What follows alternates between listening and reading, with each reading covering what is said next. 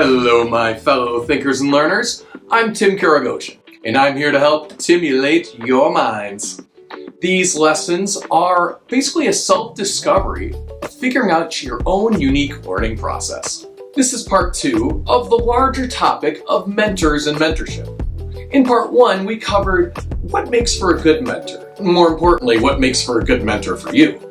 And a lot of that has to do with being open to those connections, to find somebody really interesting and maybe someone we could look up to. Well, with that covered, the natural progression is going to be then to find a mentor. And more importantly, find one that's good for you. Now, you're going to have a lot of different interactions through your search, which isn't going to be simple. I've gone ahead and grouped those types of interactions together from most to least beneficial. I'm sure it'll be no surprise when I tell you that actual in-person interactions are going to be way more impactful than virtual ones. Remote interactions can have a similar effect of scrolling on our phones.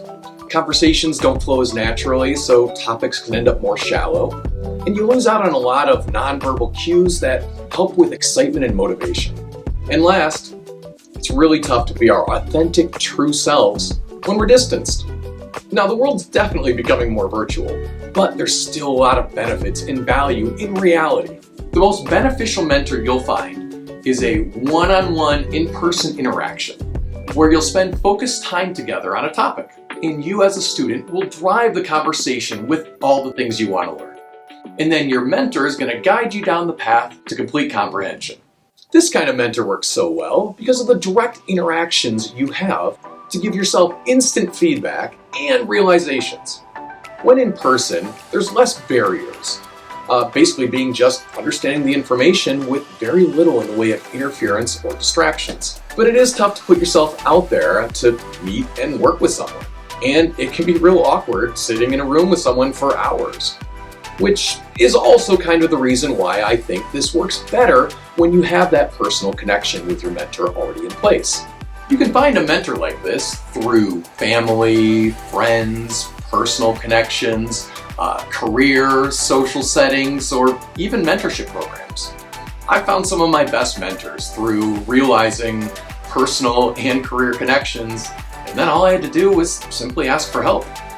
For my software development learning, my first one was someone I barely knew through a group of friends.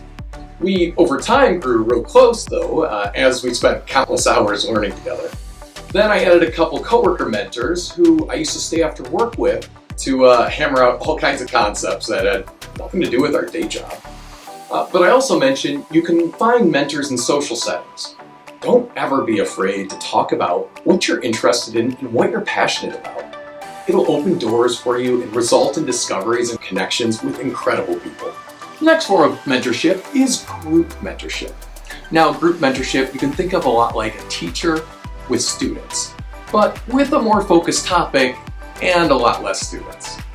This setting is great for multiple people with a single expert to share. It has a big community feel, but at the same time it might be a little less personal than other kinds of mentorships. You'll find a lot of the same benefits as individual mentorship, as long as it's not a virtual mentorship. The virtual mentorship is really easy to do nothing and then get nothing out of it. In person, we'll have a lot less in the way of the information that you're looking for. The only drawbacks might be that you might not get the personal attention you want, and the topic focus might not be in the areas you're looking for. In addition, always in groups, it takes more careful planning, scheduling, and coordination to make anything work.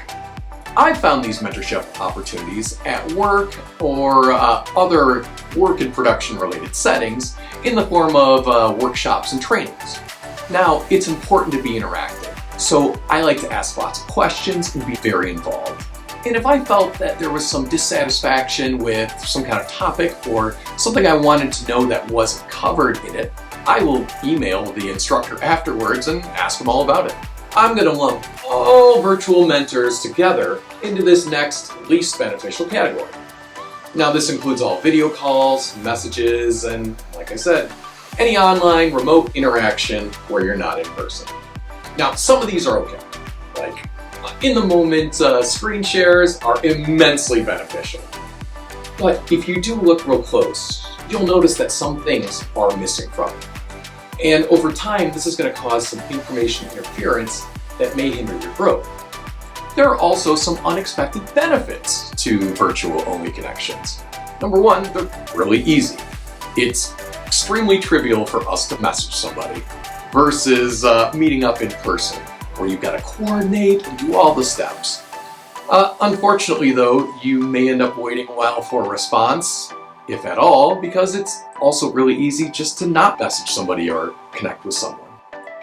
The unfortunate part is, as easy as it is to start, it's just as easy to stop. So an online connection only is going to be a loose connection. I've found several of these mentors in social media groups. There's usually a real focused area, such as subreddits on Reddit, where you can go through larger concepts and then find posts on specific topics. Now, either I've got to find a post that I'm trying to get more information into, or I've got to create one myself. And judging by the thread, who seems knowledgeable and willing to share, I'll reach out. And it's really hit and miss, but I've been able to make some really interesting connections and get some really good information that way. Finding a mentor can be tough, but it's well worth it for the benefits. You're gonna have a lot of different interactions on your search for a mentor. In person, direct is gonna be king. Next in line is gonna be group mentorships, following last with virtual only, which are great to have as a supplement if you already have the fundamentals. Finding mentors mostly comes down to putting yourself out there and being open with the world. You are the driving force of all these connections, getting the information and internalizing it so you can develop all those awesome skills and capabilities you're after. Well, that's everything I had planned for this episode. I hope you're feeling more confident now about going out there and making connections. So let's go find ourselves some awesome mentors. Next episode is going to be on more of the mentor-student relationship, how to be successful in it, as well as expectations from both sides. So stay tuned for more soon. You are awesome, amazing, and incredible for wanting to do more and be better. So let's continue to timulate our minds.